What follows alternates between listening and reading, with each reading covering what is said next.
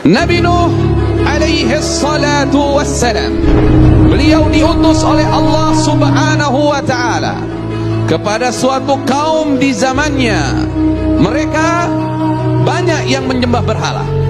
Kemudian ia mengatakan kepada kaumnya, sesungguhnya aku bagi kalian adalah pemberi peringatan yang nyata. Janganlah kalian menyembah kecuali hanya kepada Allah subhanahu wa ta'ala. Dakwah yang diberikan oleh Nabi Nuh ternyata ditentang habis-habisan, di antaranya oleh orang-orang yang kaya di masa itu dan orang-orang yang punya jabatan besar di masa itu. Maka berkata para pembesar dari orang-orang yang menyekutukan Allah dari kaumnya Nabi Nuh, apa yang mereka katakan?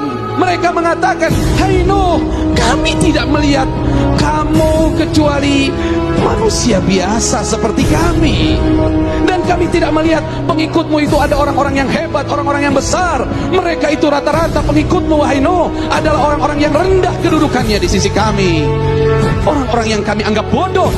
Allah subhanahu wa ta'ala memberikan wahyu kepada Nabi Nuh alaihi salatu wassalam, sesungguhnya dari kaummu tidak lagi ada yang akan beriman. Hidayah sudah ditutup, tidak lagi ada yang beriman kecuali cuman sedikit dari kaumnya yang sudah beriman.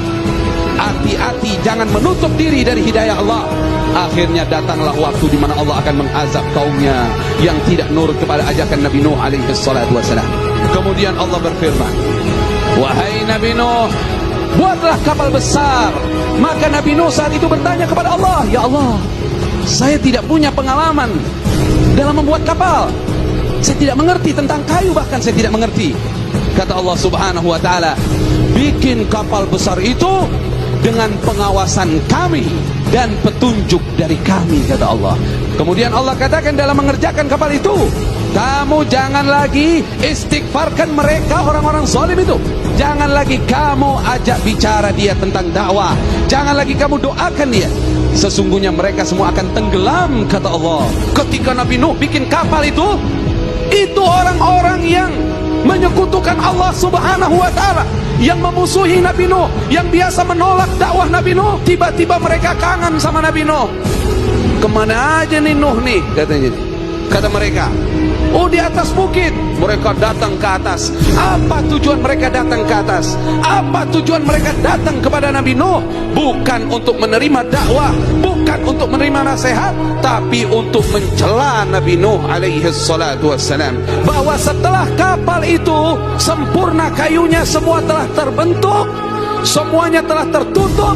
Kemudian Allah perintahkan, wahai Nuh, kalau sudah datang ciri-ciri akan datangnya azab, keluar air, wafarat tanur, keluar air dari tempat api.